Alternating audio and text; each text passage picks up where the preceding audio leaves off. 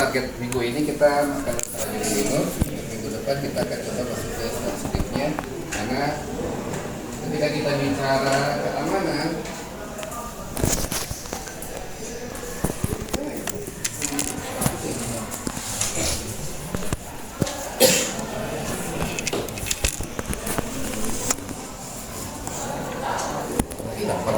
ada yang punya bagus? Nggak ada. Atau ada yang punya ini?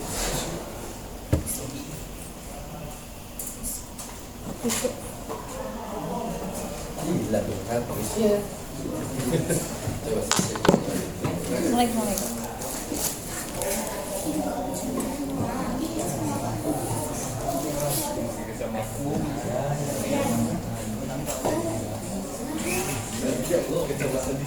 Anjay.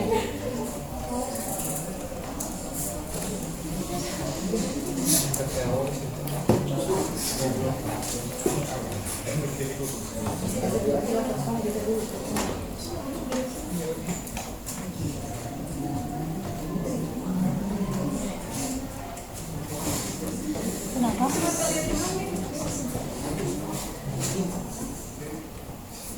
Oke, jadi ketika kita bicara security ya, cyber security, jadi kan memang pas di pertemuan awal, jadi untuk materi satu semester ini kita akan coba belajar terkait pentest ya.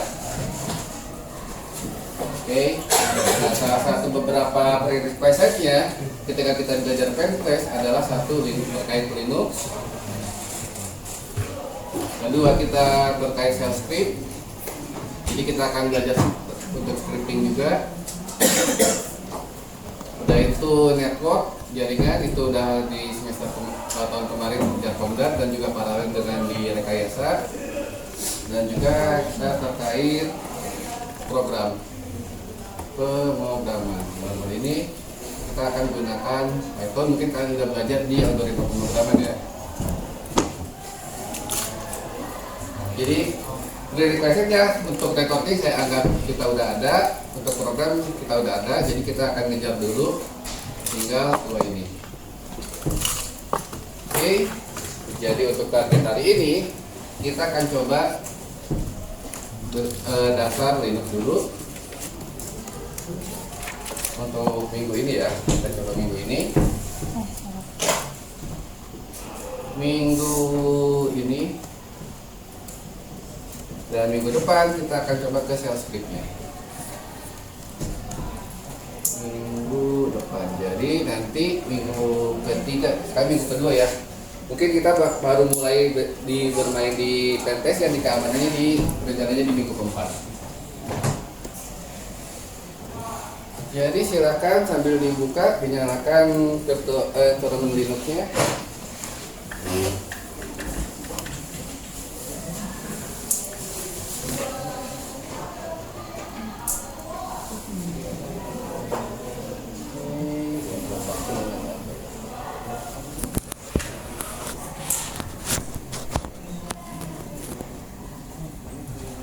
Di selnya nanti.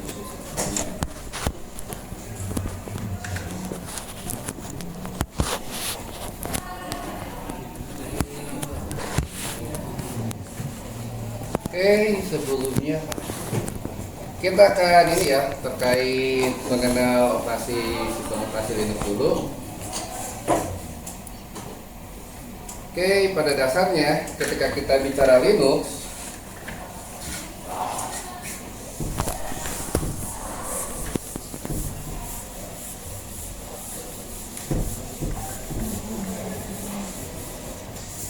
pada dasarnya ketika kita bicara Linux itu kita akan kita pengenalan terkait kernel terlebih dahulu. Kernel. Jadi yang dimaksud sebagai kernel dalam arsitektur komputer, arsitektur PC ya, atau komputer ya, kita sebut sebagai komputer. Kalau PC biasanya kita referensinya ke desktop. Memang arsitekturnya banyak, tapi pada dasarnya semua sederhananya itu terbagi tiga. Kita bicara adalah level atas aplikasi, Di mana aplikasi itu banyak ya, terdiri ada library, binary dan sebagainya. Yaitu kita bicara ada kernel, dan yang paling bawah adalah hardware. Jadi perangkat hardware-nya, entah itu monitor, RAM, storage, keyboard dan sebagainya. Ketika kita bicara aplikasi, pada dasarnya aplikasi adalah software ya. Software. Jadi fungsi kernel ini dia menghubungkan antara hardware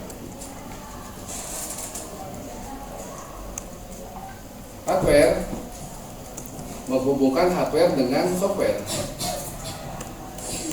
Jadi sederhananya fungsi kernel adalah mentranslate bagaimana caranya hardware bisa bekerja dengan software. Seperti contohnya kita keyboard, ketik-ketik kok bisa sih muncul di layar. Kita gerak-gerakin mouse kok bisa sih muncul di layar. Itu adalah salah satu fungsi dari kernel. Oke. Kernel sendiri ada beberapa macam, umum paling terkenal ada 3. Yang pertama sering kita gunakan adalah Windows itu sendiri. Jadi Windows berdasarkan dari kernel, Linux, dan Macintosh itu apa ya? Unix kalau nggak salah. Kalau nggak salah Unix. Kita fokusnya di Linux. Linux sendiri dia punya beberapa kita sebut sebagai distribution. Nah, beberapa distribusi yang terkenal itu seperti Debian, udah itu Ubuntu, udah itu misalnya Kali, Fedora, Arch Linux, Linux Mint, OpenSUSE dan sebagainya. Masih banyak sekali. Nah, baru di balik distribusi barulah kita bicara operating system. Jadi operating system itu adalah versinya. Misalnya kalau kita bicara Windows, operating system dari Windows itu seperti Windows 10, Windows 11. Ini adalah yang disebut sebagai operating system. Begitupun Linux yang disebut sebagai operating system misalnya adalah Debian, atau Debian 9, Debian 10. Ubuntu ada beberapa versi, Ubuntu 22, ada Ubuntu 24 dan sebagainya. Mungkin 2204, 2404. Ini yang kita sebut sebagai operating system. Jadi pada dasarnya Linux itu adalah kernel ya. Linux itu adalah kernel. Jadi kalau kita nyebut Linux sebagai OS pada dasarnya kurang tepat juga. Oke, dan beberapa di sini yang akan kita bahas karena terkait keamanan juga. Di keamanan beberapa OS yang terkenal adalah Kali Linux, ini paling sering dipakai karena powerful. Karena dia bisa dibilang seperti Swiss Knife Army. Jadi dia tool segala punya. Jadi dalam Kali Linux ini banyak tool-toolnya banyak sekali. Dan secara sejarahnya Kali Linux itu pendahulunya adalah awalnya adalah backtrack bawahnya. Nah, backtrack udah nggak ada, dia berubah nama jadi Kali Linux. Dan baik backtrack dan Kali Linux pada dasarnya dia adalah Debian. Jadi Debian yang di custom. Debian di custom. Kira berubah base-nya dia Debian, customisasi berubah jadi Kali Linux. Dan secara penggunaan biasanya Kali Linux itu jarang sekali digunakan sama beginner, sama pemula jarang sekali, karena baik di forum kalian kalau langsung menggunakan Kali Linux, saya yakin dokumentasi yang sebar di internet itu akan sangat jarang. Karena menurut dari sudut pandang komunitas, orang yang pakai Kali Linux dianggapnya udah expert. Begitu. Nah, kalau kita sebagai pemula, saya sarankan kalian mau pakai Debian silakan atau Ubuntu silakan. Kenapa baik Debian Ubuntu dokumentasinya banyak? Karena Linux itu kan open source ya. Kalau kita bicara open source, berarti kita based on community. Dokumentasinya kita tergantung pada komunitas. Nah, komunitas paling banyak itu adalah Debian dan Ubuntu, dan yang paling kuat itu pada dasarnya adalah Ubuntu. Komunitasnya banyak, community-nya besar. Kalau kita bicara komunitasnya besar, maka dokumentasinya juga besar. Kenapa kita membutuhkan bantuan komunitas dan dokumentasi? Ketika kita ada trouble, kita bisa membuat forum diskusi. Kalau kita ada trouble di kali, kita buat forum diskusi, itu jarang sekali akan menjawab. Oke, kalau pengalaman saya pribadi, saya menggunakannya adalah Debian dan Ubuntu. Debian versus Ubuntu yang pada dasarnya keduanya sama. Kenapa keduanya sama? Karena keduanya sama-sama .bat atau Debian base dengan menggunakan namanya kita apt. Repositorinya apt ya. Reponya kita menggunakan apt. Nah, perbedaannya ketika kita bicara Debian sama Ubuntu, ini terserah kalian mau menggunakan yang mana, bebas. Debian itu pada dasarnya dia lebih stable. Dan karena stable, dia lebih secure. Berbeda dengan Ubuntu ini dia lebih update. Jadi kalau kita mau mencari repo yang terupdate, library yang terupdate, biasanya Ubuntu itu lebih lengkap. Dan dokumentasinya lebih lengkap. Dan selain update, dia dokumentasinya lebih banyak.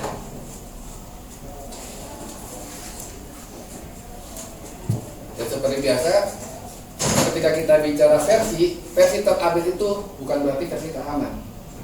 Ya kan, karena yang update itu biasanya masih trial, uji coba. Kita masih nyari bug-bugnya di mana, hole-nya di mana dan sebagainya. Makanya kalau untuk server atau penggunaan sehari-hari, disaraninnya Debian. Tapi untuk belajar atau kita membuat sesuatu, kita bisa pakai Ubuntu. Itu pengenalan singkatnya terkait apa itu desktop. Dan itu untuk arsitekturnya sendiri, sama halnya seperti ini ya, web server, ketika kalian nanti kerja, bicara di data center atau mungkin di startup kayak Gojek dan sebagainya, Goto. Jadi ketika kita bicara arsitektur server, itu ada dua ya, ada yang pakai monolith, ada yang pakai microservice. Ini microkernel atau kita bicara microservice. Perbedaan mendasarnya kalau monolith itu, semua kernelnya dibundle jadi satu kesatuan yang sama. Jadi dari hardware langsung dibundle, ada mulai fungsi file sistemnya, network subsystemnya, memory management, proses management, driver. Ini dibundle jadi satu kesatuan. Ini kita bicara monolith.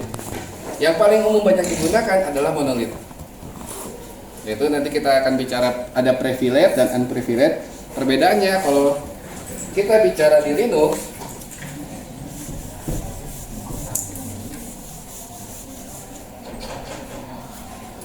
user itu hanya ada dua jenis. Yang pertama adalah user biasa. Yang kedua kita sebut sebagai super user atau root. Di Linux user itu cuma ada dua. Berbeda kalau kita menggunakan Windows. Di Windows itu luar biasa banyak. Jadi kalau kita bicara Linux seperti ini contohnya. Ini who am I, ini adalah user saya sebagai user. Dan kalau pakai root, who am I, root. Jadi cuma ada dua. Nah, dua jenis ya.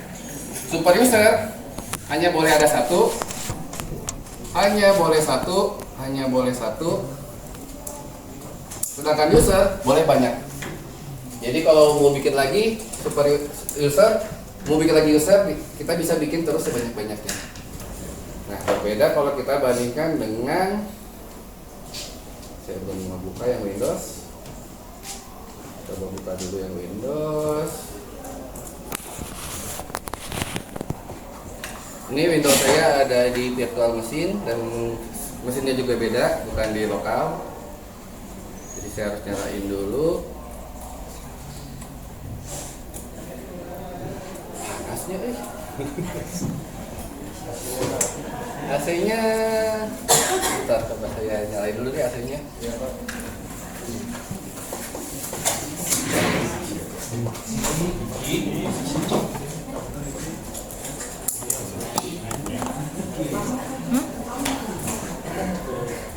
Windows. Ini linknya dari bapak ya, bukain. Ngapain? Gak tahu harus diapain. Location, application, telephone, station, games,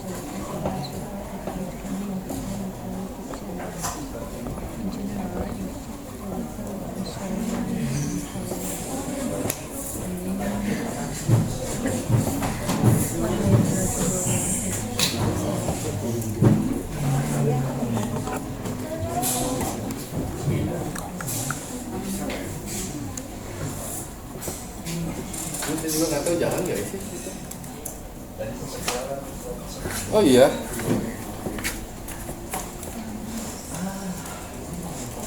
Wah, tidak lagi.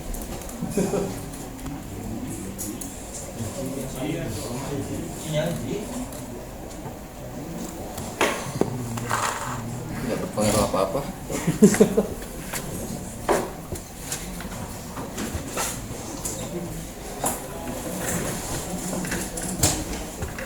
Windowsnya juga lagi updating lagi. Atau coba mungkin kalian buka di Windows kalian buka file apapun, klik kanan, ada di properti, klik kanan properti, itu coba file apapun.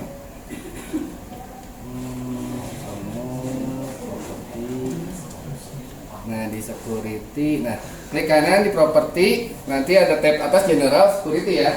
Pilih ke security, kalian akan lihat banyak username-nya, ada sistem, ada user, ada admin. Dan kalau kita cek lagi di edit, akan lebih ada beberapa file ya. Ini kan misalnya untuk file biasa ya. Kita bisa cek di, misalnya kita buka satu file aja di config di Windows,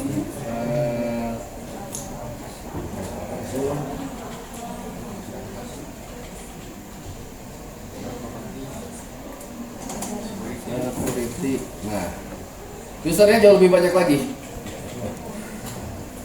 Coba kita di-share dikit, bentar, kita dulu. Kita ditunjukkan. Ini mana ya colok ya?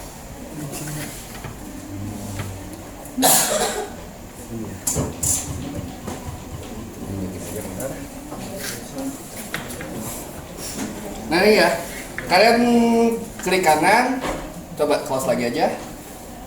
Nanti close, klik kanan di yang manapun ini misalnya, klik kanan, buka show more option, properties, pilih security.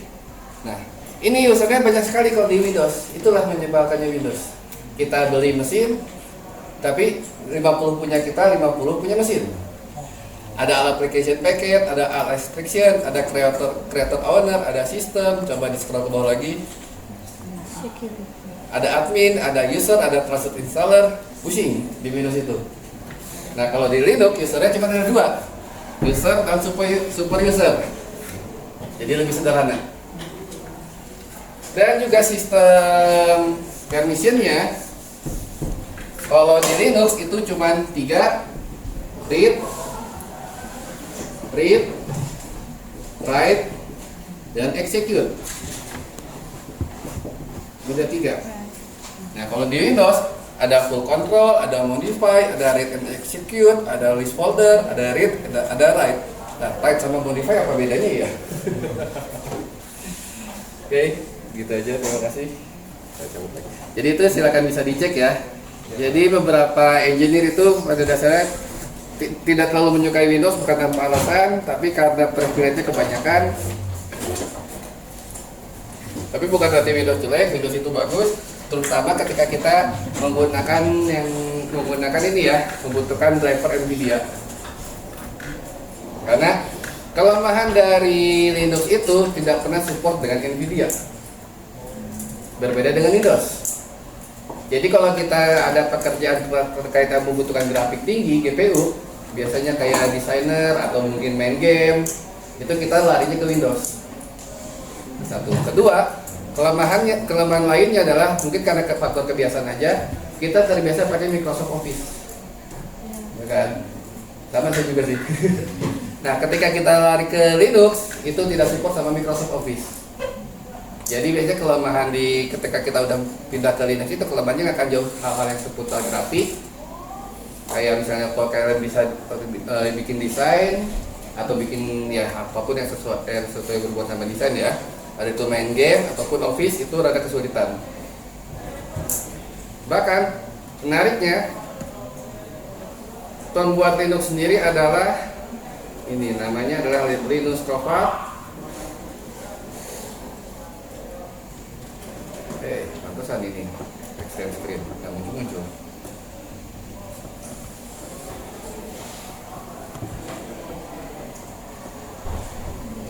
Linus Torvalds itu adalah yang ngebuat sistem Linux, kreatornya.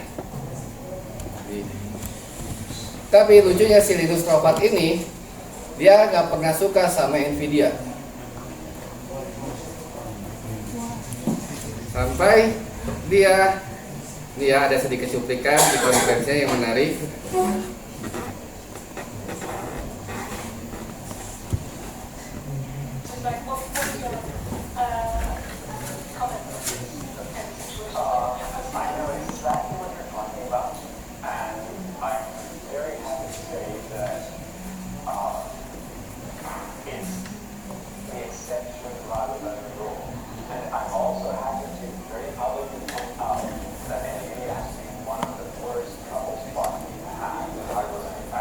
NVIDIA is the worst trouble product.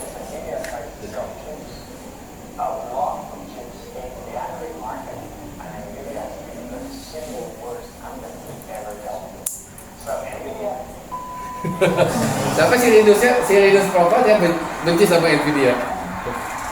Jadi memang sampai sekarang kelemahan dari Linux itu dia tidak support NVIDIA. Akhirnya dia balik lagi namanya open source. Kita di Linux itu kita based on community. Biasanya kita menggunakan namanya Bumblebee NVIDIA.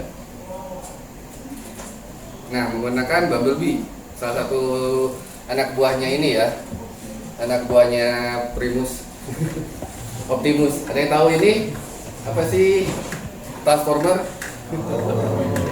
Namanya sama, Bumblebee. Bumblebee ini salah satu framework yang memang diuntukkan untuk Linux agar NVIDIA bisa jalan di Linux. Ya, tapi base-nya dia frameworknya ini ya based on community, bukan official dari NVIDIA-nya. Oke, kembali lagi, ini adalah tipe-tipenya. Tipe-tipe kernel itu ada yang monolit, jadi semuanya dibundle jadi satu. Ini yang paling umum banyak digunakan. Dan juga ini ada Nah, ketika kita bicara privilege, berarti yang bisa akses ini itu hanya privilege user aja atau super user. Level atasnya ini kita yang disebut sebagai oleh user apapun bisa akses. Oke, dan umumnya bentuk-bentuk Linux yang sehari-hari itu adalah monolit. Nah, dalam bentuk file sistemnya kita bisa cek file sistem Linux itu banyak sekali hierarki. Tapi yang paling umum seperti ini sama semua. Kita pakai ini aja.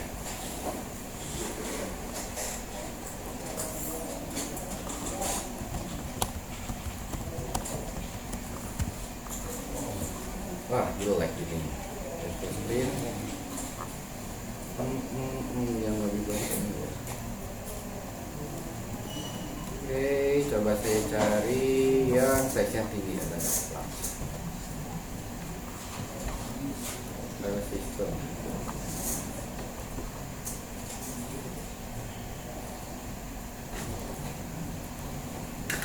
Jadi inilah file system, hierarki file system dari Linux. Ada bin, fungsinya untuk user binary, ada sbin untuk sistem binary-nya, ada etc untuk segala konfigurasi. Itu ada jika sistem binary ada di bin sama sbin ya. Bin untuk usernya, sbin untuk sistem, etc untuk konfigurasi, itu lokasinya ada di etc. Dev itu adalah perangkat hardware-nya, misalnya konfigurasi file, konfigurasi hardware, mouse, keyboard dan sebagainya, itu ada di dev. Udah itu prot untuk proses file, variabel var untuk yang bersifat variabel, yang biasanya kayak kalau kita mau bikin website www itu kita simpan di variabel. Temporer itu untuk file-file temporer, jatuhnya itu aman untuk dihapus. USR untuk user program, home. Nah yang paling ya biasanya pengguna itu kita berada di home. Nah untuk melakukan file booting ketika kita dinyalain, Linux itu akan mengambil konfigurasi file di boot filenya. Library untuk sistem library, OPT untuk opsional. Jadi dia sifatnya kalau misalnya kita mau install aplikasi tambahan, kita bisa di opsional. MNT itu untuk mount. Sekarang pada dasar MNT udah nggak terlalu dipakai ya. MNT itu biasanya digunakan kalau kita mau masukin CD atau DVD, hard drive. Tapi sekarang hard disk, tapi kan udah ya CD DVD, tapi udah jarang dipakai. Media untuk flash USB dan save untuk service data. Jadi kalian bisa cek di sistem Linux kalian. Dan yang garis miring ini adalah root foldernya. Jadi kita bisa cek. Bisa saya exit dulu, kita tidak akan, biar aman jangan pernah menggunakan root ya. Kita bisa pakai komen pwd untuk melihat lokasi kita ada di mana. Saya sekarang lokasinya ada di home Taufik. Nah, menarik kan? Kalau kita pakai yang icon alis yang bentuk alis ini, berarti kita sedang berada di home. Yang alis berarti ada di home.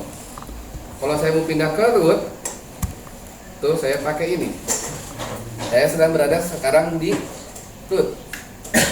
pwd saya ada di dalam root. Dan saya bisa pakai ls untuk melihat seluruh filenya atau file sistemnya yang ditunjukkan di sini. Tidak semua Linux isinya sama karena tergantung distronya ya. Tapi untuk beberapa mandatory itu akan selalu sama. Artinya mandatory ini seperti setiap sistem pasti ada bin, sbin, etc, dev, proc, var, tmt, USR, home, boot dan sebagainya. Itu mau kalian mau pakai Debian, Ubuntu, Arch Linux, Fedora, Linux Mint, OpenSUSE dan sebagainya, itu pasti sama. Di dalamnya seperti ini. Meskipun ada beberapa yang beda, seperti saya di Debian mungkin ada Lost and Found, ada run, beda-beda di bagian itunya, tapi sisanya sama. Jadi ini yang kita sebut sebagai monolith kernel. Semuanya dibundle dalam satu sistem yang sama.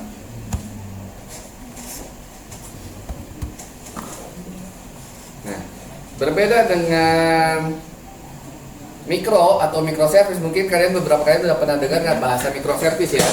Kayak Goto, rata-rata sekarang startup mainnya di microservice. Nah, kalau microservice ini, service-service-nya tidak dibundle jadi satu, tapi dibuat kesatuan yang masing-masing terpisah, parsial. Jadi ini dari hardware, ini masuk ke kita bicara virtual memory untuk kernel bawahnya, baru service ya dibuat berdiri standalone masing-masing. Bukan standalone tapi bukan standalone tapi dedicated masing-masing. Service-nya dedicated berdiri sendiri-sendiri. Ada kelebihan dan kekurangannya. Kalau microservice itu kelebihannya untuk scalable ini lebih mudah. Jadi kita mau menambah service baru tinggal kita buat. Beda dengan monolith, karena kalau monolith semuanya udah dibundle jadi satu. Ada pula sistem yang hybrid gabungan keduanya.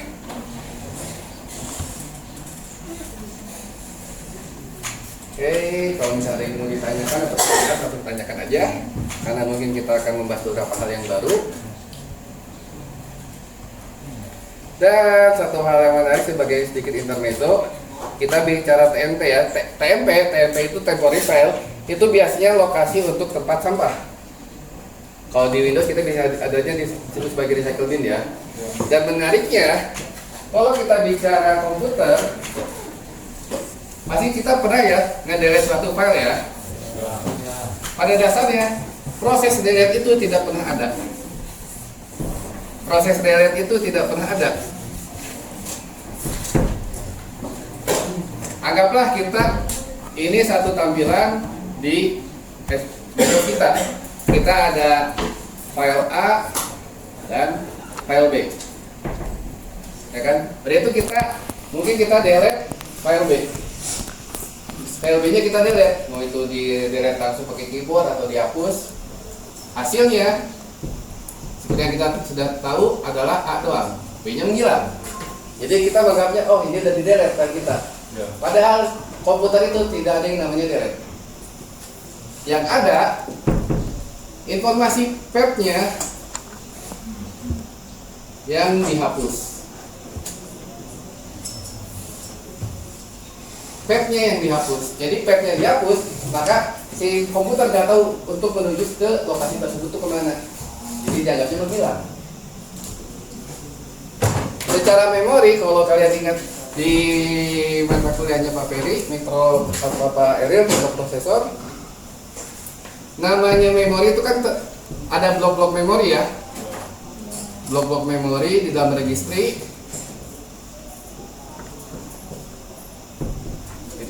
Anggaplah si file A ini menempati lokasi ini. Ini lokasi file A. Ini lokasi, apa saya miring aja. Ini tidak bilang. Makanya muncullah beberapa aplikasi-aplikasi seperti Recuva dan sebagainya. Dan kalau kalian nonton film-film di Hollywood atau benar-benar itu pakai konsep filmnya UMA ya, yang hacker itu ya. Cara terbaik untuk menghapus file itu cuma satu, dibakar harddisknya. Jadi hardware-nya dibuang, hardware-nya dimusnahkan. Cuma itu satu-satunya cara.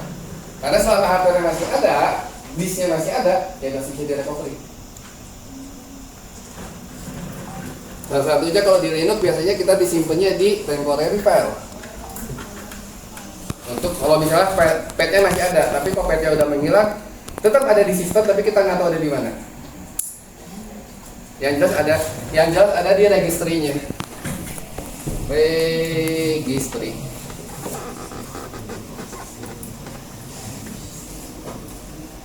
Meskipun ketika kita recover mungkin ada beberapa file yang korup karena mungkin sebagian parsial filenya udah ketimpa sama file lain. Jadi itulah menariknya komputer itu pada dasarnya tidak ada sistem delete.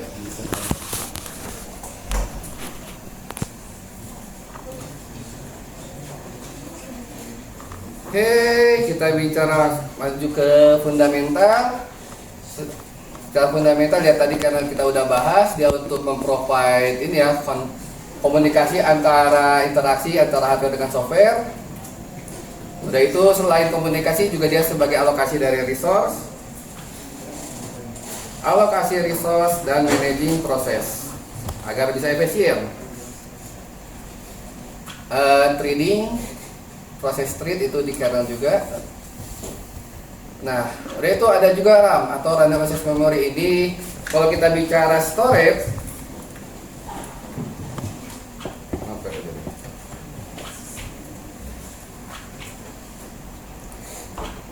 pada sistem komputer, mau itu laptop, PC atau HP, router switch itu sama. Namanya storage itu ada dua. Satu yang permanen,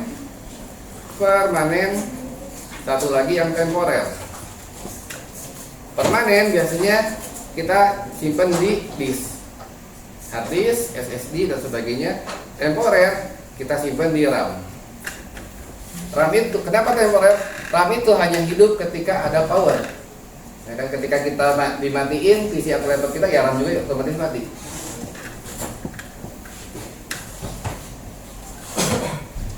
Makanya ada beberapa beberapa teknologi belakangan ini 5 apa 10 tahun ke belakang ada yang bisa nge-tweaknya kalau misalnya RAM-nya kecil bisa ambil dari disk. Jadi kita bisa nge-extend RAM dengan mengambil alokasi dari hard disk. Ada yang ngambil dari alokasi hard disk atau mungkin kita ubah flash disk jadi RAM. Untuk sementara meskipun tidak direkomendasikan ya. Kenapa bisa? Karena secara teori memang bisa. Secara teori bisa karena fungsional juga sama. Dua-duanya baik disk atau RAM fungsinya hanya sebagai storage. Kemudian sel itu untuk user interface agar interaksi antara kita user manusia dengan mesin. Contohnya sel itu yang seperti ini yang kita sebut sebagai sel. Ini sel ada. Kalau di contoh sel itu seperti terminal, ini adalah terminal. Kalau di Windows kita ada CMD ya, command prompt, ada juga Windows PowerShell yang gambarnya biru itu. Dan lucunya Windows itu sih, kalau di Linux kita ya udah cukup terminal. Kalau Windows kenapa harus dua-dua sih? Ada CMD ya, ada PowerShell ya. Ya kan? Ada yang CMD, ada yang PowerShell.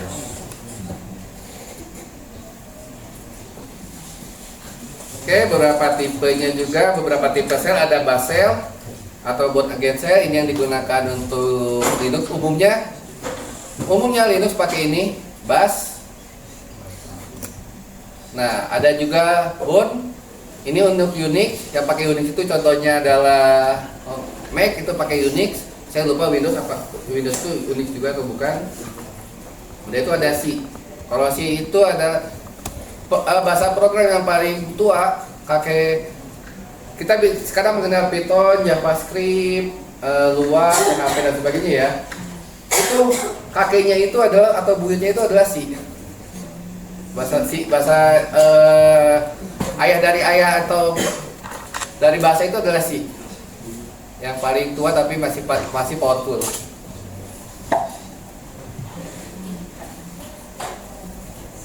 Dan itu ada file sistem hierarki HFS yang tadi kita ditunjukkan, mulai ada bin, boot, dev, etc.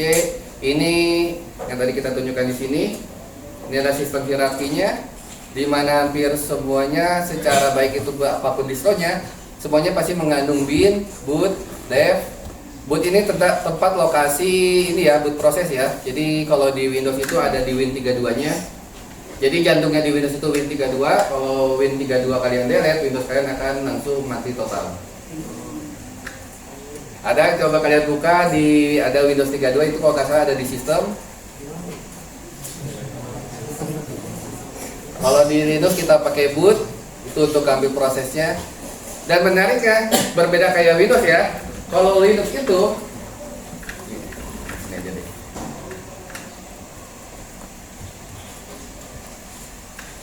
Linux itu akan memperlakukan semua hal sebagai file. Mau itu aplikasi .exe, mau itu aplikasi eksekusi apapun atau konfigurasi, itu akan dilakukan semuanya sebagai file.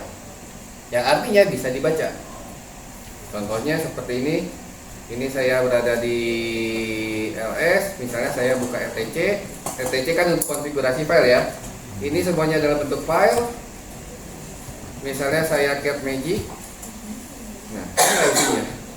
ls-min-l. Misalnya semua ini konfigurasi filenya dianggap sebagai file semua. Ya, artinya kita bisa read, bisa write. Tergantung eksekusinya ya. Nanti kita akan bahas ininya. Apakah bisa di read, bisa di write. Misalnya saya mau buka Versak atau apapun lah di sini, misalnya config pakai cat tsconf, kita bisa lihat isinya dan juga kita bisa ubah isinya. Meskipun saya tidak merekomendasikan kalau tidak paham karena nanti bisa crash. Tapi menariknya pada dasarnya Linux itu melakukan semua file itu segala sesuatu sebagai file. Makanya jarang sekali aplikasi-aplikasi yang lain termasuk Microsoft itu nggak mau dilemparin ke Linux. Karena kalau aplikasi udah ada di Linux, anggaplah kan kita bicara Di Linux semua itu adalah file. Yang artinya kita bisa read, write, dan execute tergantung kebutuhan. Bisa read, write, dan execute. Alasan kenapa Microsoft mau ngebuat di Linux, karena kalau misalnya ada aplikasi yang disimpan di Linux, anggaplah aplikasi, maka dia akan diperlakukan sebagai file juga. Yang artinya kalau aplikasi diperlakukan sebagai file, kita user bisa memodifikasi. Meskipun memang tidak disarankan memodifikasi aplikasi yang sudah jadi karena bisa crash, tapi problemnya bukan soal modifikasi, tapi kita bisa meniru, membuat ulang dengan konsep yang sama. Ya kan? Karena itulah powerfulnya Linux, kita punya alat 100% milik kita. Kita bisa modifikasi apapun di Linux. Maka daripada itu, kalau Windows mungkin kita hanya terbatas di komputer dan server. Tapi kalau kita bicara server, udah itu mungkin HP, Android, itu kernelnya Linux, router, switch itu juga kernelnya Linux. Semua server umumnya pakai Linux, Windows desktop juga, PC, laptop juga pakai Linux. Karena pada dasarnya Linux itu bisa diubah jadi apapun. Apapun. Kenapa bisa jadi apapun? Yang tadi keleluasaan kita 100% kita yang punya. Mau dijadiin apapun bisa. Di Android kita itu juga kernel Linux. Bahkan anak bangsa juga sempat membuat OS sendiri. Kalian misalnya tugas akhir mau bikin OS sendiri silakan, tapi mungkin kalau tugas akhir nanti biasanya akan, kalau JTK bisa, tapi kalau kita pasti biasanya terkenal sama ini bidang keilmuan.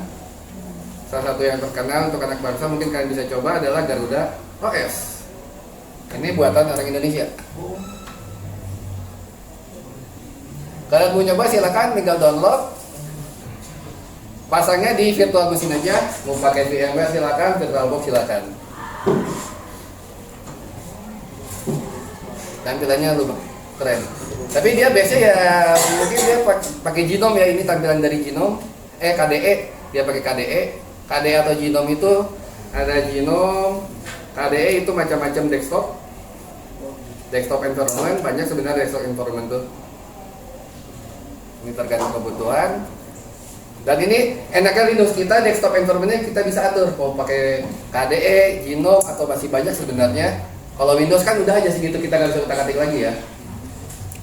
Bahkan ada beberapa komunitas yang membuat desktop Linux persis kayak Windows. Ada juga yang buat gitu. Atau bahkan lebih menariknya dibuatnya persis sama Mac. Jadi orang ngeliatnya, wah dia punya Mac. Tapi pas lihat kok Merkel ya Novo. Jadi desktop environment itu banyak.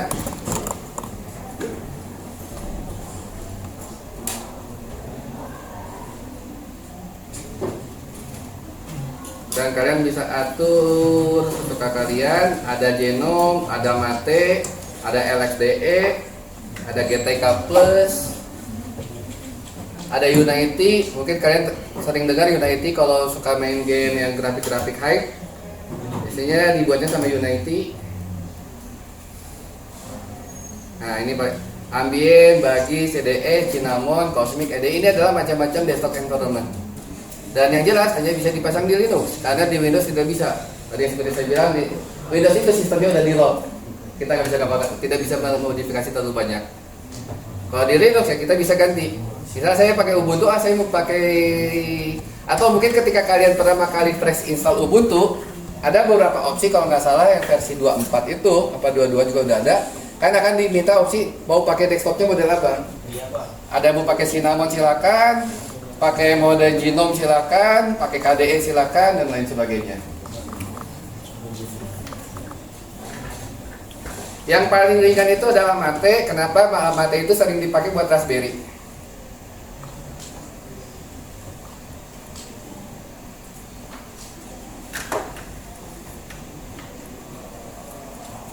Oke, jadi itu sebenarnya salah satu kecanggihan Linux dan kenapa banyak disukai engineer, karena tadi kita 100% milik kita mau ngapain aja bisa. Beda gitu.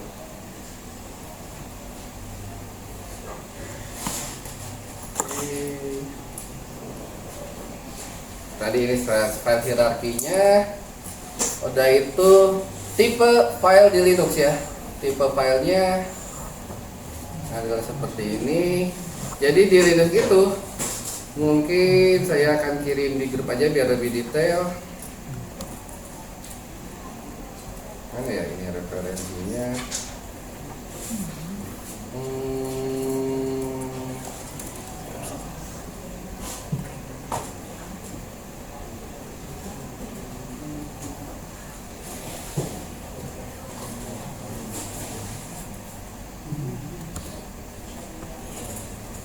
Share to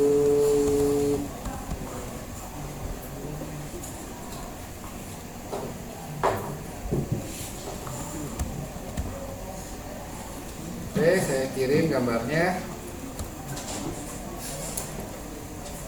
Saja biar kelihatan.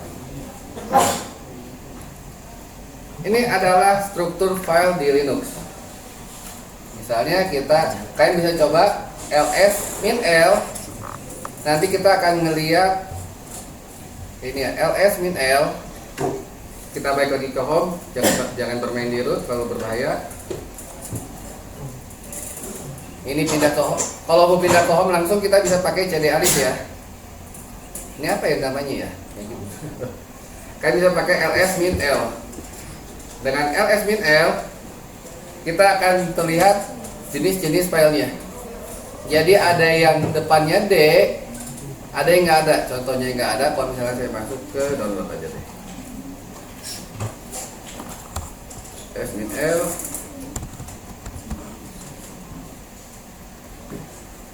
Nah, ada yang depannya pakai D, ada yang tidak ada. Jadi kita bisa lihat di sininya ya. Ada yang pakai D, ada yang nggak ada. Oke, ada yang strip. Jadi penjelasannya itu adalah yang di depan ini kita sebut sebagai tipe file. Karena seperti yang tadi saya bilang, Linux itu memperlakukan semuanya sebagai file. Yang di depan ini dia melihat apa tipe file dari file tersebut apa. Oke, kalau dia adalah strip, dia dianggap file biasa. Kalau dia D, dia dianggap directory atau folder. Kalau dia C, dia dianggap suatu karakter. Kalau B adalah suatu block file, S adalah lokal, P adalah namepipe, L adalah simboling. Yang paling banyak muncul itu ada regular file, directory, sama simboling. Jadi yang lainnya nggak usah terlalu dikhawatirkan. Yang paling sering muncul ada regular, directory, dan simboling. Makanya di sini hanya ditulis regular, simboling, directory. Karena ini yang paling sering muncul. Tahapan kedua yang RWX ini adalah permission-nya. Permission-nya jadi berbeda seperti di Windows ya. Tadi di Windows permission-nya banyak, ada read, ada write, ada read and write, ada full control, ada modified. Kalau di Linux permission itu cuma ada 3, yaitu R untuk read, artinya kita untuk membaca, W untuk write kalau kita mau memodifikasi, dan X untuk execute. Hanya 3 ini.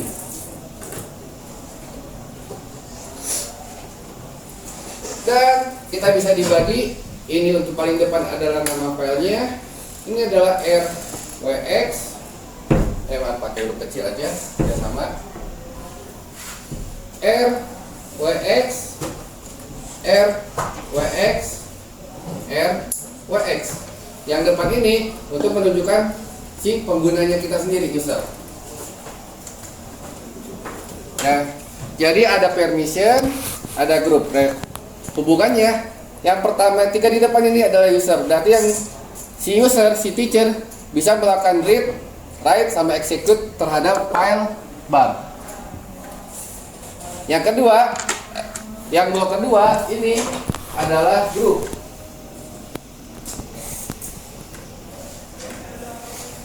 Siapa grup? Itu adalah contohnya si teacher ada di dalam grupnya staff.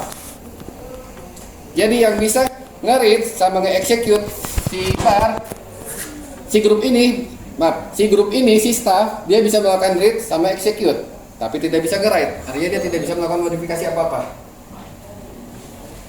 Dan other ini adalah user lain. User lain selain si teacher. Karena kita user bisa buat banyak ya. Sama si other juga hanya bisa read sama execute. Kalau hard link ini yang kita sebut sebagai koneksi. Jadi di dalam file ini terdapat 2 buah file lagi di dalamnya. Contohnya seperti ini.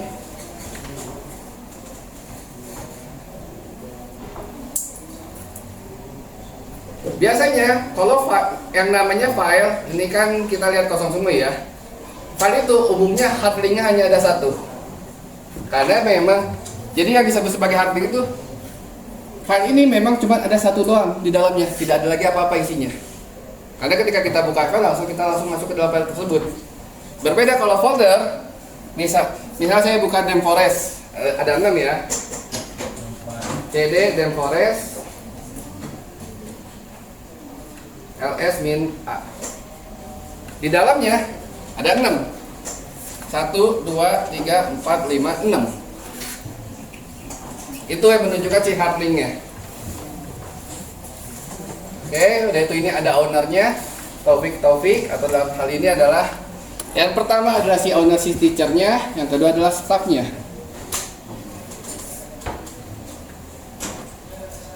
Udah itu, angka di setelahnya ini 64 menunjukkan ukuran file. Sama seperti ini menunjukkan ukurannya. Dalam satuan bit. Saya lupa bit apa byte. Dia satuannya. Kalau satuannya harusnya sih byte ya. Kalau bit terlalu kecil. Dia satuannya dalam byte. Dan angka ini yang terakhir adalah terakhir dimodifikasi. Ini terakhir modifikasinya kapan, dan yang terakhir jelas adalah nama si file itu sendiri. Jadi ini adalah struktur dari file-file di Linux. Dan seperti yang saya jelaskan sebelumnya, Linux itu memperlakukan segala sesuatu sebagai file.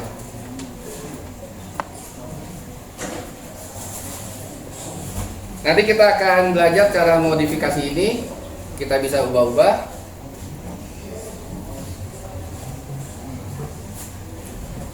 Ini ada apa lagi? 95 symboling.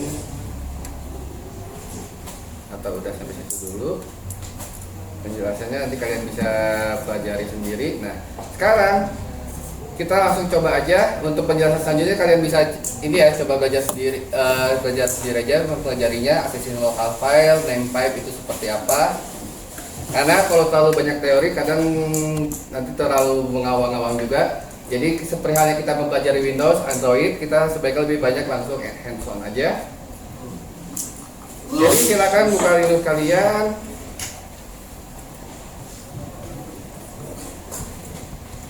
Saya yang pertama, ini belajar ya. RM aja lah. Udah nggak pakai.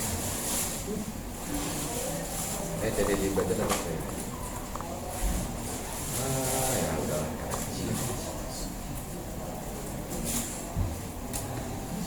Oke, yang pertama kita pelajari adalah kita ngikut ke ini praktikum Pet Nano.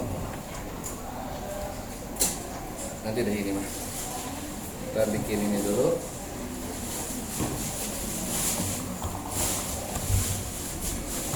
Kita bicara sekarang adalah basic comment. Oke. Basic comment yang paling pertama umumnya kita adalah UMI untuk melihat user. Jadi silakan kita bisa pakai UMI kita siapa kita. Lalu itu yang kedua umum dipakai adalah PWD lokasi berada. Kita sedang ada di home topic. Tergantung itu sesuai dengan kalian. Oke, untuk melihat kernel kita bisa pakai unnamed. Cek kernel version. Oh, unnamed ini kernelnya, kita cek kernel. Untuk detailnya kita bisa pakai unnamed A.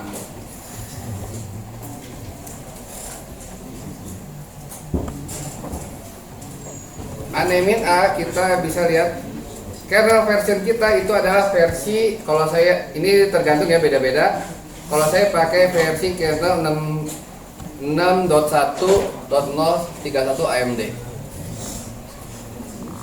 Updatean 2020 Debian-nya saya pakai 7 Februari, masih baru.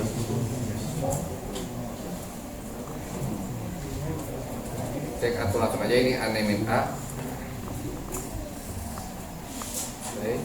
Itu LSB release untuk cek OS version. LSB release.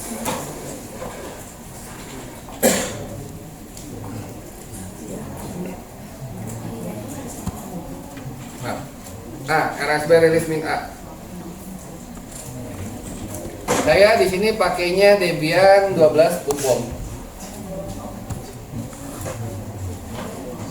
Oke, ini untuk basic comment untuk mengetahui informasi.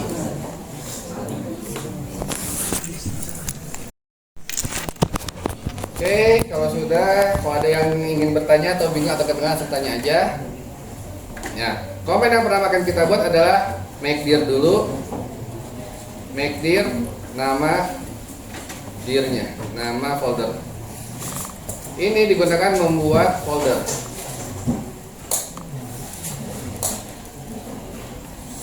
Contoh di sini saya masih belum ada, pakai make dir belajar Linux. Jangan pernah pakai spasi ya, karena spasi itu akan membuat kebingungan. Contohnya kalau ini kita pakai spasi, maka dia dikasih tanda kutip, tapi amannya jangan pakai spasi. Kalau mau pakai space, kalian bisa pakai dash atau underscore. Oke, sekarang untuk nambahin dulu, harusnya di sini ada ls, ada yang ketinggalan untuk cek list folder. Jadi kalian bisa pakai ls untuk checklist folder, dan ls min a, ls min l dalam mode listing, ls min l itu dalam mode listing, jadi kita bisa lihat dia lebih detail. Dan ada lagi namanya ls min a, atau bisa kita tambahin al. A di sini untuk al dalam mode listing plus al. Kalau pakai al artinya semua file yang terhidden juga terbuka. Kayak yang pakai dot ini adalah file-file yang di hidden ya. Kita bisa lihat.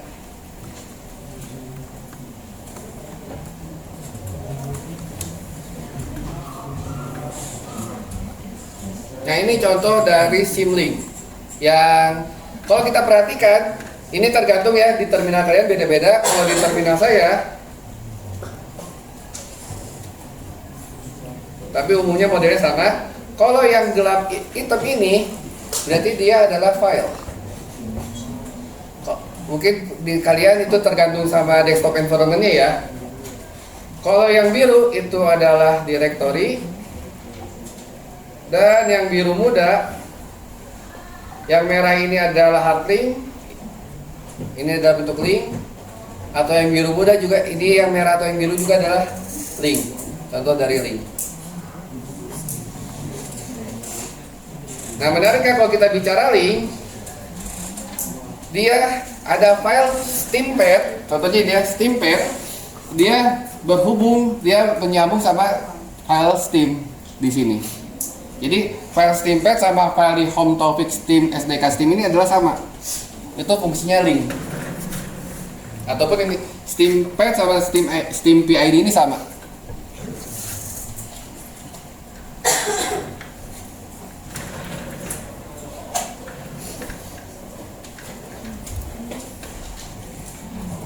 Oke, itu ls. Sudah itu kita kembali lagi tadi membuat folder. Kita udah punya tadi misalnya terserah kalian mau namanya apa. Udah itu cd nama folder. Itu untuk pindah directory. Misalnya cd belajar Linux. Kita sekarang berada di sini.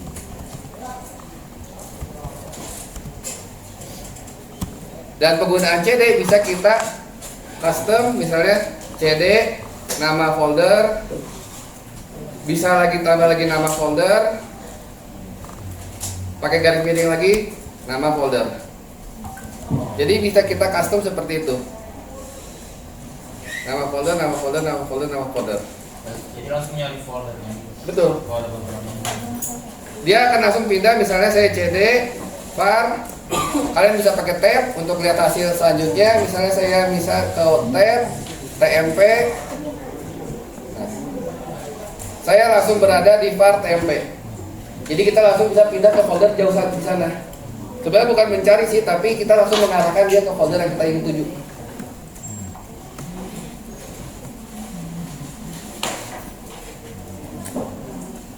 Tapi baik lagi, kita jangan bermain di luar home karena terlalu kita balik lagi aja ke home kita, home, atau bisa pakai alis juga bisa. Udah itu belajar Linux. Kita kembali lagi ke directory kita.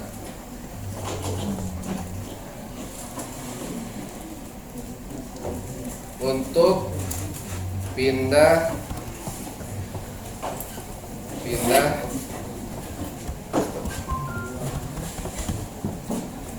atau kita juga bisa mundur ke belakang pakai cd titik 2. Itu untuk pindah directory ke parents folder. Maksudnya parents, karena kalau kita bicara file struktur itu kan ini misalnya adalah home. Di dalam home mungkin kita punya file lain, misalnya Linux, atau misalnya kita punya folder belajar. Yaitu di dalam ini mungkin bisa lagi dokumen dan sebagainya ya, download dan sebagainya. Yang atas ini kita sebut sebagai parents, yang bawah kita sebut sebagai child. Jadi untuk pindah ke belakang atau ke parent folder kan bisa pakai cd. Bisa juga kita dikombinasi lagi sama cd ini berarti pindah mundur terus. Contoh.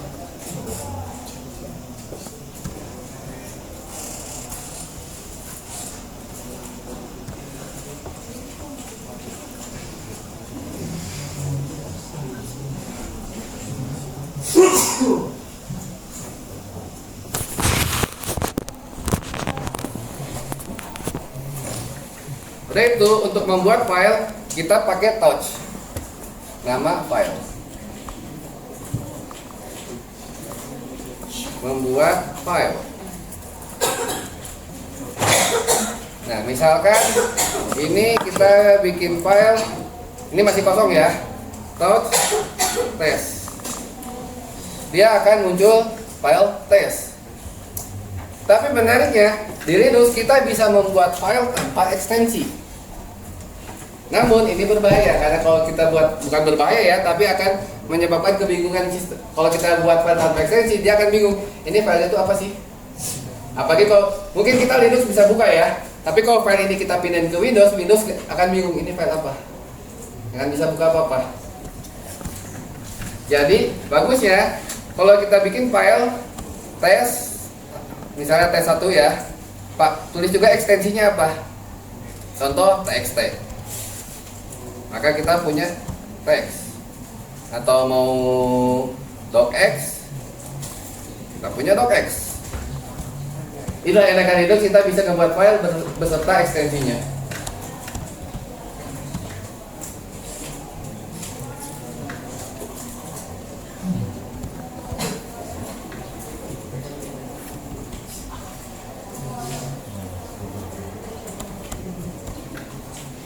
Cara tahu lokasi nyimpannya gimana? Gimana? Cara tahu nyimpan lokasi nyimpannya. Tahu lokasi nyimpennya di mana? Oh, lokasi file ini di mana maksudnya? Kalian bisa cek lokasi pakai PWD.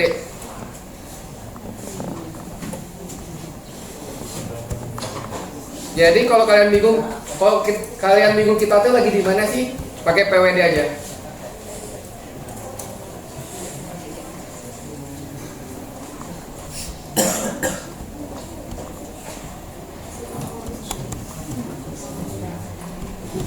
Oke, untuk hapus file ini kita baru bikin, baru buat.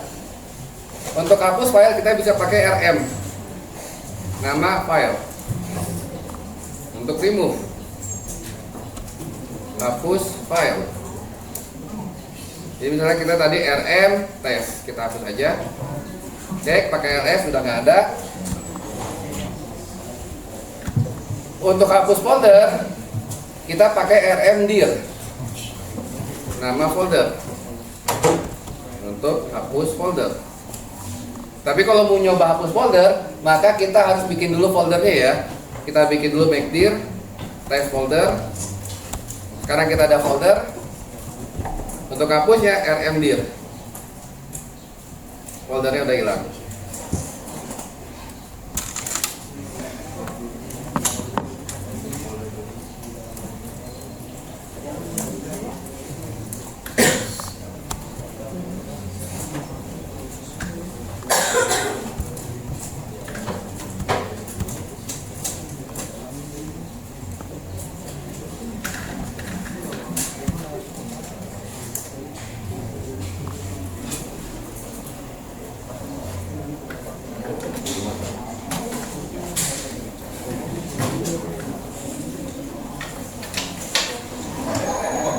Oke, sampai sini masih ngikut.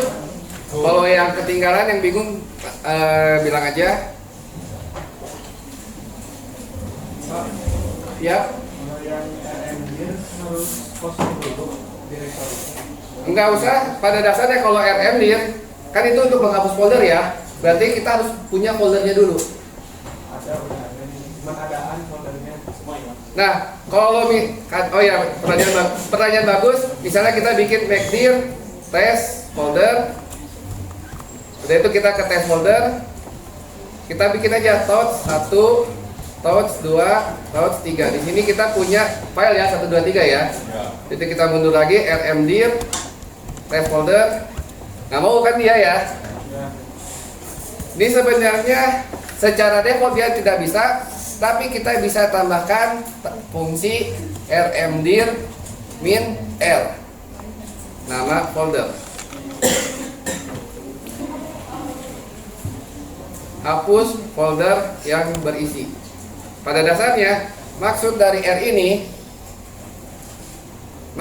dari R adalah fungsi rekursif. Fungsi rekursif itu kalau di algoritma pemrograman kita melakukan hal yang berulang. Itu yang kita sebut sebagai rekursif. Jadi untuk menghapusnya tambahkan rm dir min r test folder. R besar apa R kecil Pak? rm atau rm min r test folder. Sorry, bukan rmdim tapi rm min r. Jadi ngapus, karena jadi sistemnya si Linux ini dia akan masuk ke dalam folder tersebut, akan ngapus satu persatu.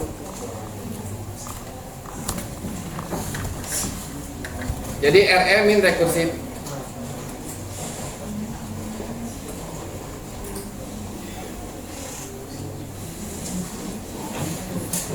Oke, sampai sini masih aman. Untuk membersihkan layar biasanya kita pakai clear. Kita pakai clear, bukan pakai head and shoulder. Clear untuk membersihkan layar.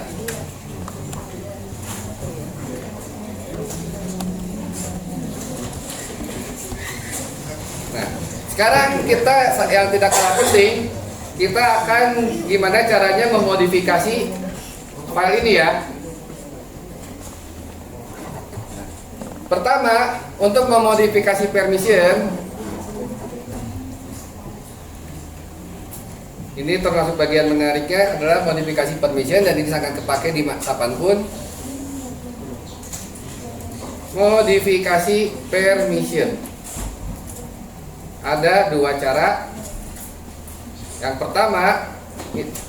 pertama itu kita bisa plus X minus X plus R minus R plus W minus W, atau oh ya lupa, komen awalnya pakai komen chmod.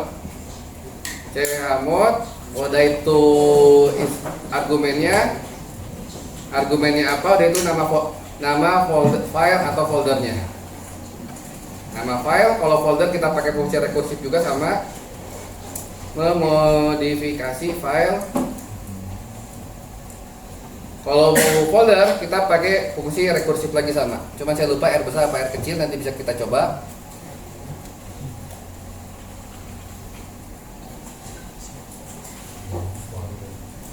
Folder. Nah, penggunaannya contohnya chmod. Nih. Chmod plus X, nama filenya misalnya tadi txt. Kita coba dulu, saya lupa apakah harus pakai sudo atau enggak. txt. Nah, sekarang semua sudah ada X. Oke, pakai chmod. Nah, kalau mau menghapus juga gampang, kita pakai chmod min X, tst min text. Jadi argumennya bebas, apa yang mau kita hapus, apakah X-nya atau R-nya atau W-nya. Atau kita bisa menggabungkan. Misalnya ini saya min R, artinya dia tidak bisa dieksekut. Dan menariknya, kalau file itu berubah jadi execute file, dia akan jadi hijau. Hijau itu artinya execute file.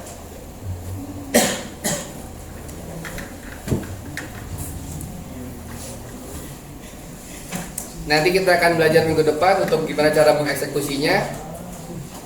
Tapi kita akan fokus dulu di permission.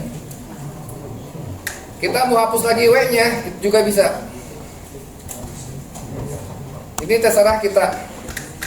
Atau kita mau menambahkan sekaligus juga bisa, misalnya plus W sama X. W sama X hasilnya jadi RWX, W-nya tidak ada di sini karena tidak boleh. Atau kita mau menghapus keseluruhannya, min RWX, hilang. Artinya kalau hilang ini, file ini tidak bisa diapa-apain. Di read nggak bisa, di write nggak bisa, di execute tidak bisa. Misalnya kita cap, oh ya, kita misalnya ada untuk cap untuk membaca isi file. Ada head, membaca isi file dari atas. Tail, membaca isi file dari bawah. Tapi kita menggunakannya tidak akan menghasilkan apa-apa karena filenya juga masih kosong. Permission denied karena tidak bisa melakukan apa-apa, kasihan juga. Udah itu untuk menulis atau mengisi file, menulis file, kita bisa menggunakan banyak juga, ada nano. Kalau yang legasi orang-orang bisa pakai V. Cuman V saya tidak merekomendasikan karena saya nggak terlalu paham soal V. Penyebab V itu susahnya adalah kita susah keluar dari V. pakai V tes. Gimana cara keluarnya? Saya juga nggak tahu. QW gitu ya. Wiki.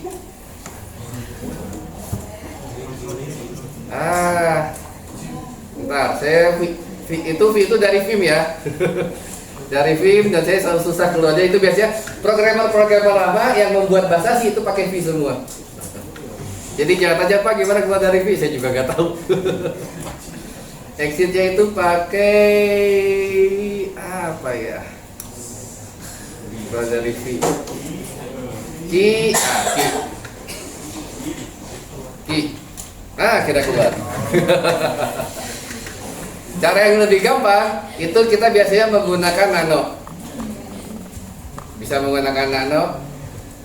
Ini legasi. Ini para senior yang bikin C. Yang bikin C++, itu pada pakai V semua. Ya sekarang bisa menulis file bisa pakai nano. Nano nama filenya ya, atau V nama file. Jadi kita bisa coba misalnya nano tes 1. Oh ini error reading karena permissionnya tidak ada. Kenapa permissionnya tidak ada? Karena tadi kita buat kosong ya. Jadi kita coba aja pakai bikin lagi touch misalnya, jangan dock lah, docknya saya hilangin aja. Tes docknya saya kok pakai RMI. Tes 2 nya saya hapus aja, pakai touch tes 2 txt. Pakai tes 2 txt. Kita pakai nano di tes 2. Tes 2 kita buat penjelasan yang panjang apapun. Atau kalian mau pakai penjelasan dari internet biar terlihat panjang, copy paste aja, paste. Nanti keluarnya pakai kontrol. Ini ya cara keluarnya pakai ctrl x buffer yes. File name-nya sama, iya. Jadi cara keluar dari nano. Cara keluar dari nano itu pakai ctrl plus x untuk exit and save.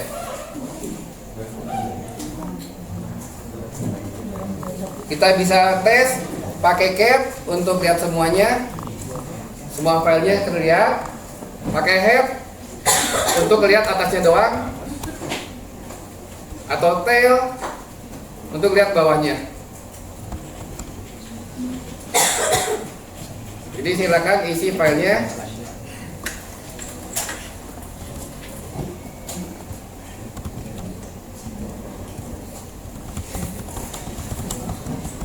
Bisa pakai ini, harusnya di sini dulu ya, kebalik. Ini harusnya di sini. Kalau ada yang bingung sama penjelasan saya bisa langsung tanyakan.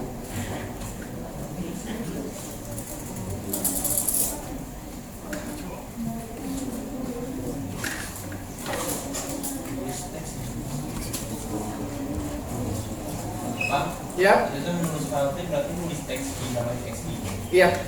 Jadi kita karena kan kalau touch itu kita membuat file kosong ya. Misalnya touch tes 3 txt ini adalah file kosong. Si ls ini file kosong. Makanya kalau kita lihat ls with l dia isinya 0 byte, gak ada isinya. Makanya kita baca juga tidak ada isinya. Tapi enakan nano, salah satu fitur nano kita bisa menggabungkan membuat file dan menulis. Misal kita nano tes 4 yang baru, karena tes 4 belum ada ya di sini ya. Kita nano tes 4 aja. Ini adalah file baru. Kita save, Ctrl X, yes, enter, dan dia muncul tes 4. Bisa juga kita menggunakan nano untuk membuat file.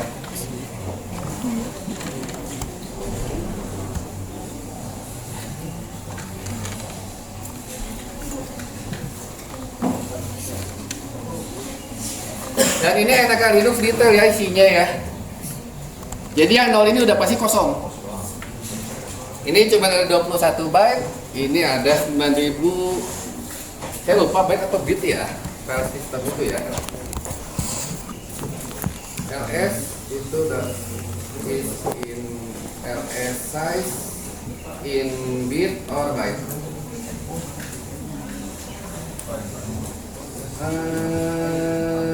Oh iya byte. If I say bit or byte, ya dalam byte. Karena kalau bit nggak mungkin juga ya, satu karakter aja asli udah berapa bit.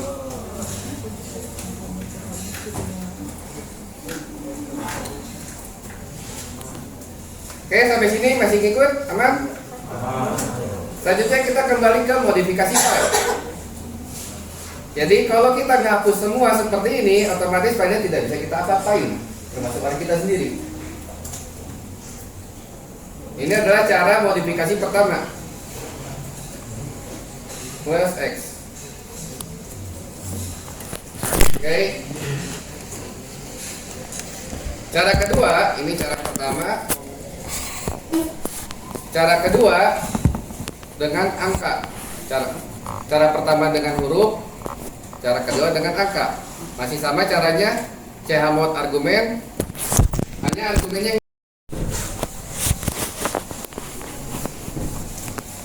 kalau dengan menggunakan angka, tadi kita bicara misalnya ini adalah file, ini adalah R gede lagi. Ini adalah R, ini W, ini X, ini R, ini W, ini X, ini R, ini W, ini X, ya kan? Ini ada angkanya. Angka ini adalah 4, 2, 1. Ini adalah 4, 2, 1. Ini adalah 4, 2, 1. Jadi kalau kita pengen menghidupkan RWX-nya aja, 4 tambah 2 tambah 1 berapa? 7. Ini kita pakai kosong. Jadinya seperti ini. chmod 700 T1. Jadi RWX. Kalau mau dua-duanya, atau misalnya paling umum banyak dipakai adalah 755. Yang artinya user bisa RWX, group hanya bisa R sama X, other hanya bisa R sama X. 755.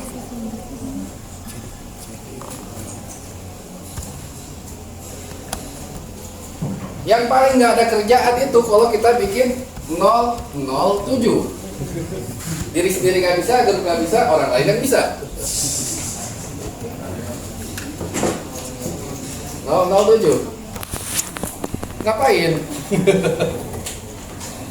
Diri sendiri nggak bisa, orang lain, grup nggak bisa, orang lain yang bisa. Tapi bukan berarti nggak ada kerjaan juga, bisa jadi dia mau bikin virus ya, biar diri sendirinya nggak kena.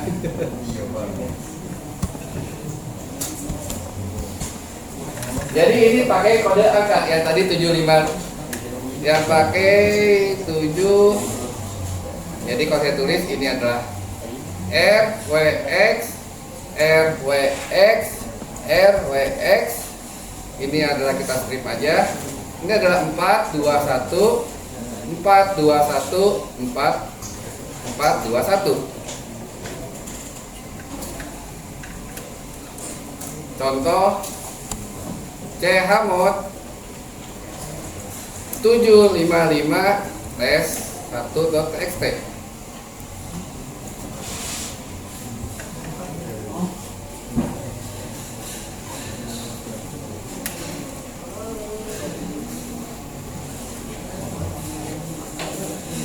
Ini cara untuk modifikasi permissionnya. Jauh lebih mudah dari Windows, tapi jauh lebih powerful.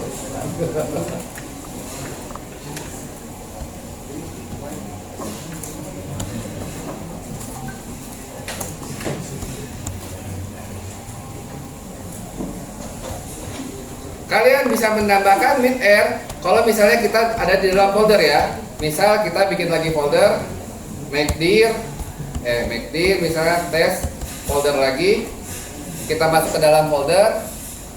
Ini masih kosong ya, kita dot aja 1 txt, 2, ini kita bisa gabungin 2 txt, dot 3 txt, 4 txt, 5 txt, 6 txt.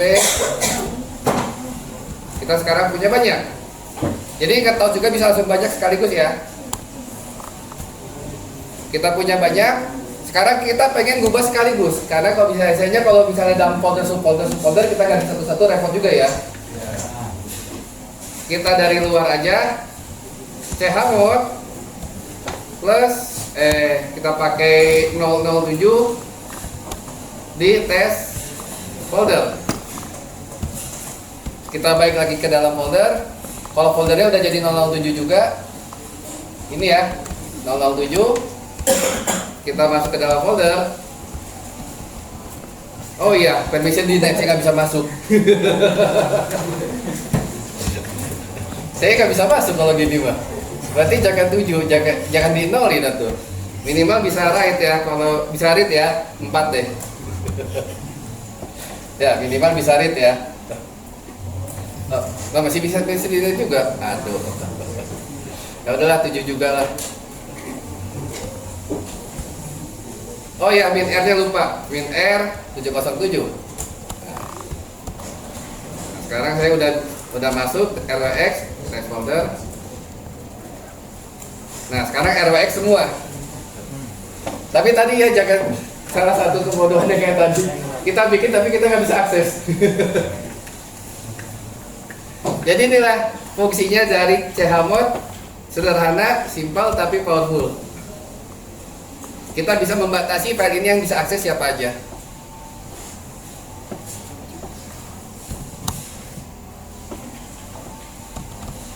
Dan satu lagi, kalau tadi kita bicara permission, sekarang kita bicara ownership-nya ya.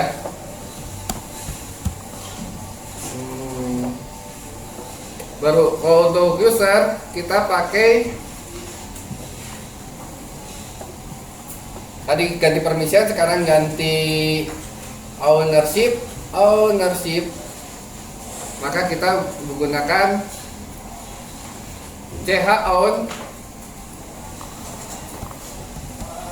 chown di sini adalah user pakai titik 2 grup nama file untuk file. Kalau untuk folder juga sama chown tapi pakai rekursif. User grup nama folder untuk folder. Oke, contohnya ini sederhana. Jadi misal contohnya pakai chown, berhubung umumnya rata-rata kita user cuma ada satu ya. Jadi susah juga. Jadi kita bisa pakai root aja. Chown misalnya pakai root titik 2 root untuk satu txt. No such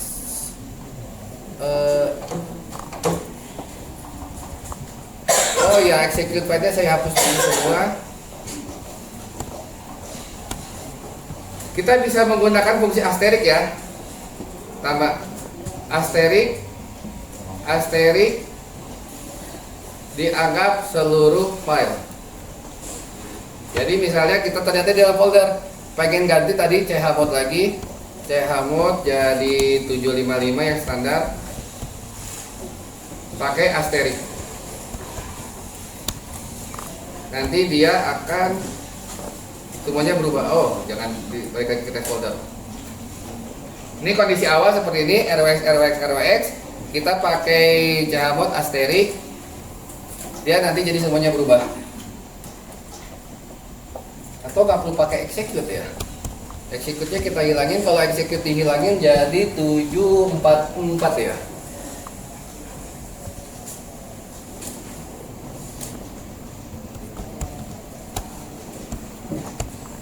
Oke, untuk ganti kepemilikan tadi misalnya jadi root txt. Operation not permit karena on generation operation not permit, kita tidak bisa ngeeskalasi ke yang lebih tinggi, berarti kita harus pakai sudo. Nah, kalau pakai sudo jadi root. Sudo ini adalah akses ke super user ya.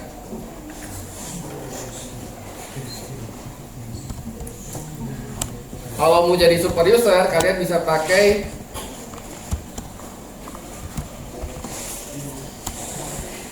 menjadi super user atau root, gunakan sudo super user. Kalau mau pindah misalnya sudo wimsu sudo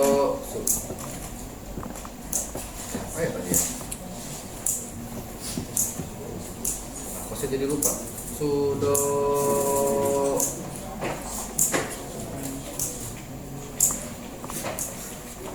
kok saya jadi ngeblank. Sudosu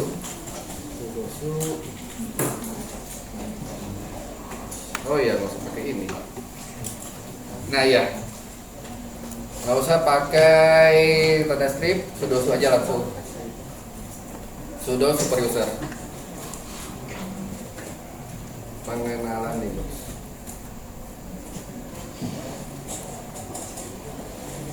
Mau balik lagi, kalian bisa exit atau sudo kembali lagi ke Taufik itu bukan pakai bisa ya, udah exit aja. Balik lagi kita pakai exit.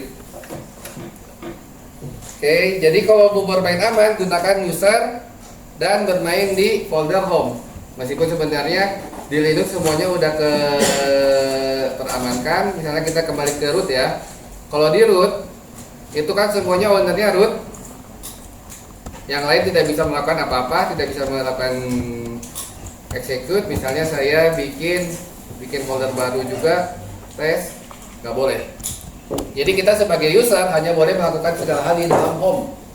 Di luar home kita nggak boleh. Oke, itu pengenalan singkatnya. Kita sampai 3.20, masih punya waktu setengah jam. Silakan bermain-main dengan Linux sesuka kalian. Referensinya banyak.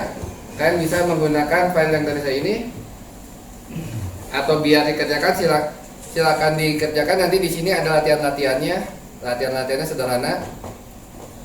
Mau pakai fungsi find, mangga, nanti ada latihan-latihannya. Mencari berdasarkan ukuran bisa. Udah itu cari code bisa. Jadi ini adalah fungsi-fungsi dasarnya. LS ada latihannya, silakan dicoba karena kita masih punya waktu kurang lebih setengah jam lagi. Atau mau mencoba dari referensi yang di sini juga silakan. Tapi biar dikerjakan sebagai tugas, silakan kerjakan untuk latihan-latihan ini. Oke, tugasnya nggak perlu dikumpulin. Tugas nggak usah dikumpulin, bingung juga. Jadi silakan. Jadi untuk materi hari ini, saya tadi hanya pendalaman singkat. Untuk belajar itu, kalau saya mengajarkan semua sulit juga karena sama kayak Windows ya atau Android, materinya sangat luar biasa banyak. Jadi silakan explore sendiri.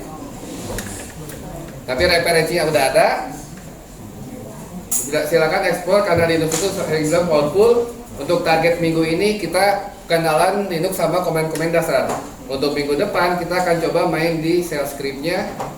Salah satu shell script-nya, shell script itu sama kayak pemrograman, cuma lebih sederhana, dia pemrograman Linux.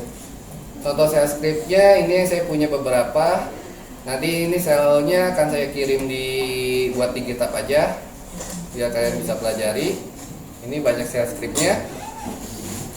Paling sederhana kayak hello world. Nano hello world, atau mau lihat kita bisa pakai cat, pakai echo. Ini shell script sederhana. Salah satu menarik ya, shell script ini sering digunakan untuk otomasi atau execute file yang memang kita anggaplah kita punya pekerjaan yang menumpuk ya. Ada task 1, misalnya bikin apa, task 2 kita bikin apa, task 3 kita bikin apa. semua ini bisa kita bundle dalam bentuk suatu script. Dan seperti tadi pendahuluan di awal, salah satu ketika kita bicara pentest, salah satunya adalah scripting. Jadi kita akan coba menggunakan Bash ini. Ini contoh-contoh dasar. Beberapa script yang saya sendiri punya adalah contohnya di sini. Kita belajar cara membuat salah satunya adalah misal baterai cek. Ini hijau semua adalah execute file ya. Ini adalah execute file dengan ekstensinya .sh artinya .shell. Untuk mengeksekusi jadi itu kita pakai dot garis miring.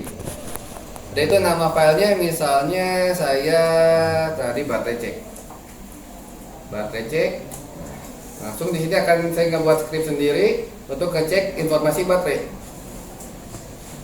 Dan di sini bisa kelihatan bahwa informasi baterai saya saya udah harus diganti karena namanya kapasitor umurnya terus berkurang ya. Desain pabrikannya adalah 36 watt hour. Kondisi saya saat ini 100% itu cuma 13,3. Jadi kapasitasnya udah berkurang sebesar tersisa 36%. Jadi meskipun indikator saya 100%, itu keisinya cuma 13,3 watt hour. Ini saya bikin script sendiri.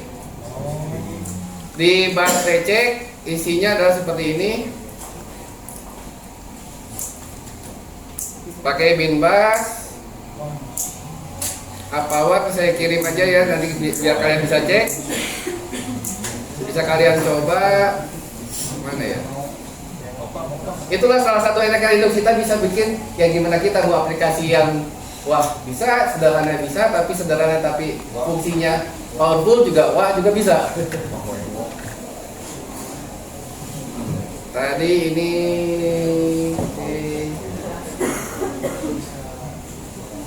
saya kirimin untuk baterai cek, silakan bisa dipakai untuk ngecek baterai kalian. Kalau saya sepertinya udah waktunya ganti baterai, makanya saya ini sering nyolok.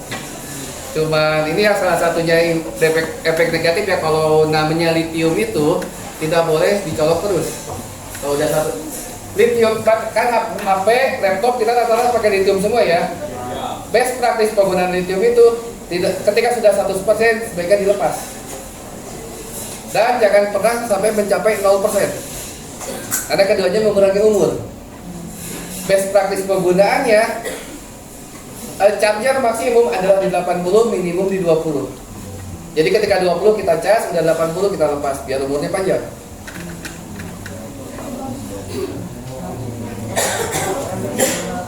Kalau beberapa tipe HP sekarang itu biasanya udah kalian bisa cek di settingannya, di baterai settingan dia bisa ngekan ketika di 80%. Laptop juga rata-rata seperti itu. Jadi ketika misalnya kita colok terus, tapi dia akan selalu di 80%, gak akan pernah 100. Itu untuk memitigasi umurnya berkurang. Karena gimana pun juga namanya kapasitor pasti umurnya akan terus berkurang seiring waktu. Baterai cek. Ini saya kirim di grup, silakan dimainkan. Dan untuk sekarang di 253 kita masih punya waktu sampai 3.20, ada setengah jam. Silakan di eksperimen soal Linux bebas, gimana kalian? Kalau saya sarankannya, saya bukan saran ya, terserah kalian bebas mau ngambil apa. Cuma saya memberi panduan di PDF-nya yang udah saya kirim. Ini ada latihan-latihannya, silakan dikerjakan sebagai tugas, tapi tidak dikumpulkan, juga tidak ada penilaian.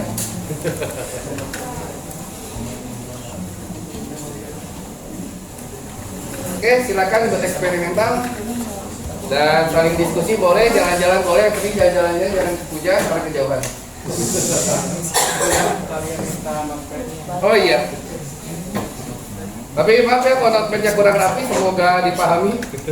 Paham, Pak. Saya simpan di mana ya notepad-nya ya tadi?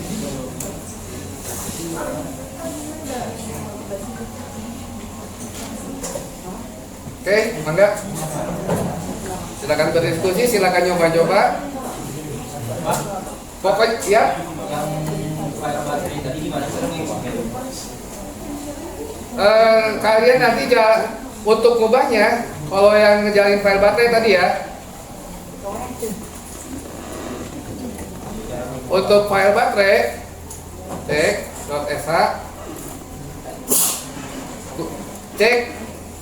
cek dulu permission dan ownership-nya. Bisa pakai ls min l yang tadi kita udah coba. Permission-nya itu kalau saya ada di ls min l harus ada di 755. Di 755 permission-nya 755, silakan diubah pakai chmod.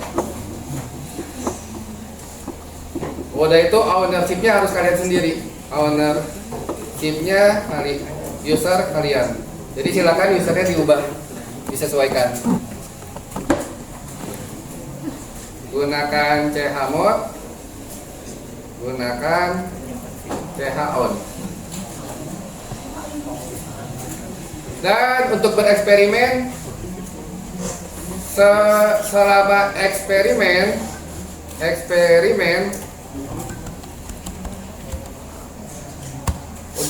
untuk eksperimen ya,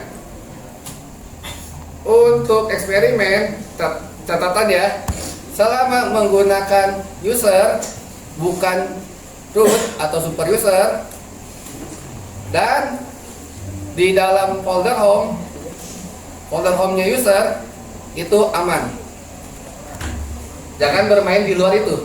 Karena kalau bermain di luar itu sampai kalian main di luar home kayak di etc dan sebagainya, ya sistem crash. Kalian sebenarnya crashnya nggak akan kayak Windows ya. Kalau Windows kan bisa blue screen ya. Kalau di Windows paling kita namanya black screen, tapi kita bisa kalau kita tahu kalau kita ada semua file itu, ada semua hal dianggap sebagai file, kita bisa memperbaiki ubah-ubahnya, kita bisa normal lagi. Oke, jadi silakan bereksplor, eksperimen, eksplorasi dan eksperimen. Catatannya gunakan user dan di dalam folder home. Kalian mau melakukan apapun itu aman. Oke, kita masih punya waktu 20 menit lagi. Saya mau ke belakang dulu, silakan bermain-main dulu. Jadi minggu depan kita langsung coba masuk ke sel. Oke. Dan jangan takut belajar, jangan takut susah. Karena banyak di Linux itu sama seperti OS Windows ataupun Android. Kita belajar Windows atau Android, kita belajar by doing. Oke.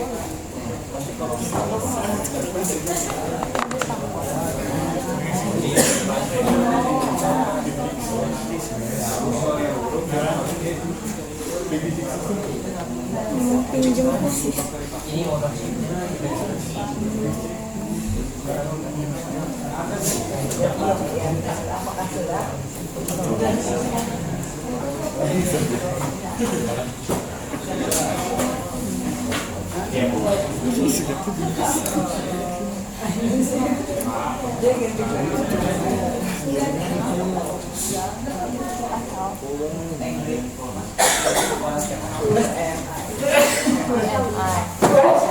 Gimana buka filenya bisa di sini ya?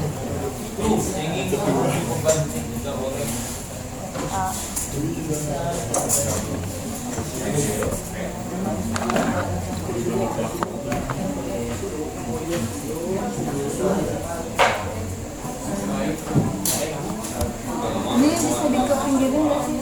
Ada ininya muncul. Ini sama.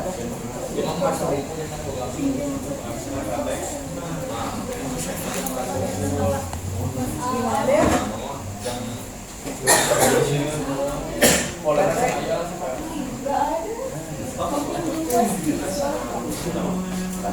Kita mau pakai kalkulus aja.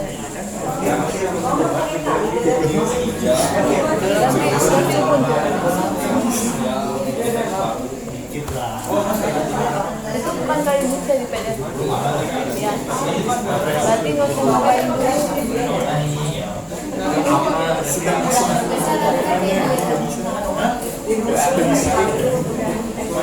Ya, kita semangat aja.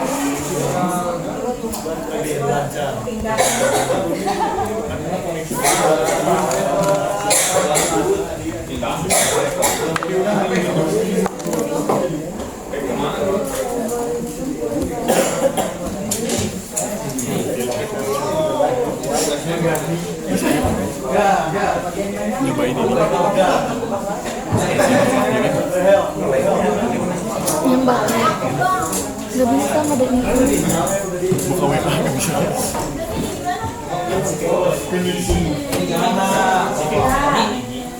Ini si Diego pakai hiji.